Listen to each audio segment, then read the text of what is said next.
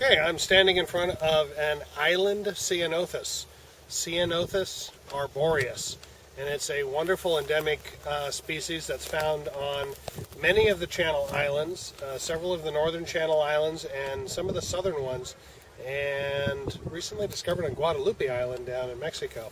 Close-up of where the fruit attaches on the island Ceanothus. I just actually took the fruit off, and you'll notice there's three parts to the fruit, and what it leaves behind is a little cup where the fruit fell off. So later in the year you'll come across a plant like this and you'll see just the little spot where the fruit used to be. I'm not sure the video shows it, but there are little ridges, 3 ridges on that little cup that's left behind. Some people have described them as the Mercedes-Benz symbol, the 3 little ridges. So we'll look at that on the other Ceanothus on the island where it's even more obvious than this. So we're looking at the leaves on the island Ceanothus, and they are a gorgeous dark green, rather shiny on the front side. On the back side, they got a much lighter color and some very prominent veins, 3 main veins with smaller ones coming off of them. So these are really large for Ceanothus species. Most Ceanothus species across California do not have big leaves like this, which is one of the reasons that this plant is popular in horticulture. Another reason is that these blue flowers are gorgeous on this plant, and they have a lilac smell to them. So the other common name for the genus Ceanothus is California lilac, but we do call this the island Ceanothus. So in a sense we could say, in addition, because I'm looking at the leaves, I'm looking at the fruit here, we can say that this plant has big leaves and small fruit.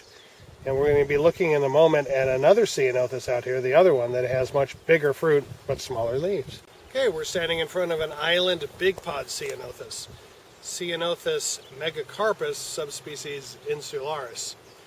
Closely related to one on the mainland, which is Ceanothus megacarpus, but this one has alternate leaves, while the one on the mainland, they're always opposite, which is kind of interesting. Usually opposite, I should say, and these are usually alternate. One of the interesting things about this plant is, compared to the island Ceanothus, it has much smaller leaves, but it does indeed have really big fruit on it. That's where it gets the name big pod. Okay, so here's a close-up of the leaves and the fruit on the island big pod Ceanothus. One thing you'll notice different from this compared to the island Ceanothus is that the leaves are much smaller. Turn them over, they are light colored as well, but they don't have the prominent 3 veins that the island Ceanothus has. Another thing, if you get right into the fruit, these are, as I said, much bigger, and when you break off the fruit from the little cup, the little receptacle here, it leaves behind an even more obvious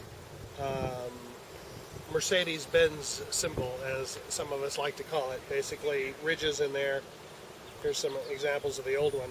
So if you come along this plant, and you don't find it in flower, and you don't find any fruit on it, say it's late September, and you should be able to still find the cups left behind from the fruit that year, from its fruiting that year, and you should be able to look at it and go, oh, that's a Mercedes-Benz symbol, and know right away that you're dealing with a Ceanothus. Looking at the flowers on island big pod Ceanothus.